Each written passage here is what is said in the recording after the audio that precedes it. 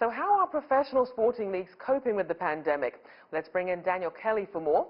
He's the Academic Director of Graduate Programs at New York University School of Professional Studies and a clinical professor at the Preston Robert Tisch Institute for Global Sport. Welcome back to the show. Thank you for having me. So as we saw, the NFL draft started Thursday. It's usually given the same sort of fanfare as a major sporting event. How different is this virtual version, and how much does it reflect how the NFL is really trying to navigate this pandemic, both for fans and players? I think the NFL has spent a tremendous amount of brain power, manpower, intuition in building the NFL draft for this year. There are over 100 organizations and companies that are sponsoring the NFL draft this weekend. 60% of them are actually brand new companies that never sponsored the NFL before in the past. This year, Lowe's, which is normally an NFL partner, is going to be the presenting sponsor for the entire NFL draft. Now that's a big pivot for Lowe's, as they are a home improvement company, but they are taking a special interest in the COVID-19 restrictions, and knowing that the demographic of the NFL matches up greatly with their target market, they see this as an amazing opportunity to have a captive audience with the NFL draft. So then which revenue streams are under the most pressure in the industry, and which ones are more flexible? The organizations that are not really lifestyle brands, and so those are the ones that are probably most vulnerable. Brands like Verizon, which is an essential brand for communication, they are also sponsoring the NFL draft. They will be the Prospect Cam sponsor. Pizza Hut, which is going to be a food brand, which is very essential during the COVID-19 restrictions, is going to be sponsoring the draft moments. And then, of course, an alcohol brand, Bud Light Seltzer, is going to sponsor the virtual huddle. And so these brands have vested interest in the COVID-19 restrictions, and they have an opportunistic opportunity with the NFL draft with this captive audience. Obviously, a lot of people wondering when we're going to be seeing sports again. We're already seeing reports from everywhere from Major League Baseball to Major League Soccer and beyond about having players play in perhaps remote areas, close to the public. Even the NBA started playing games of horse that fans could tune into. What are you hearing in the conversations that are being had about restarting some of these sporting leagues? I know that with Florida making the WWE, World Wrestling Entertainment, as an essential sport, there's an opportunity right now in Florida. Florida seems to be the epicenter of rational decision-making to a certain extent.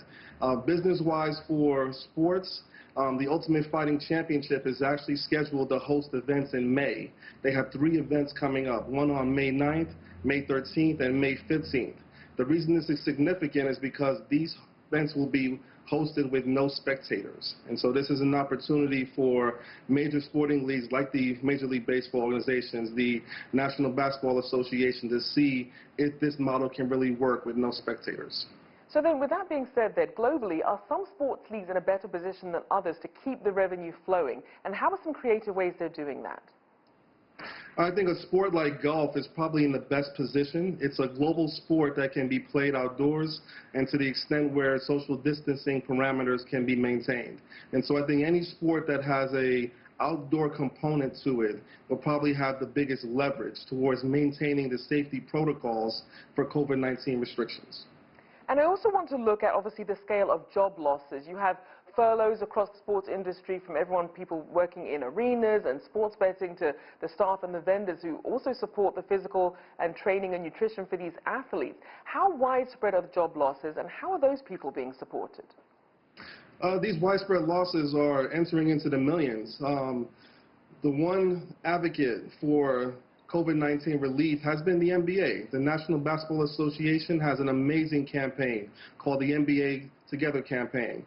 This is a combination of NBA players, WNBA players, and the National Basketball Players Association. This campaign is seeking to raise $50 million towards COVID relief for the stadium workers and those who have been affected most by the COVID-19 restrictions. To date, the NBA Together campaign has raised over $40 million towards their $50 million goal, and is progressing very well towards providing a relief to the COVID-19 restricted personnel. And just quickly, obviously, with a lot of people stuck at home, we're seeing even professional athletes playing as themselves in some of these video games, NBA 2K, NASCAR. Some people now actually able to drive against some of their favorite athletes. Do you expect to see a long-term boost in sports-related gaming? I do. I think eSports has been something that has taken on as a phenomenon. Right now, Wayne Gretzky, who is known as the great one in hockey circles in the U.S. and Canada, he challenged Alex Ovechkin, who is a current NHL player for the Washington Capitals. And they played in the eSports for NHL 20, and they raised about $40,000 and had about 450,000 viewers on the eSports channel Twitch. And so that kind of shows that with these kind of one-off events and these opportunities for NHL and eSports, that eSports is going to be around for a very long time.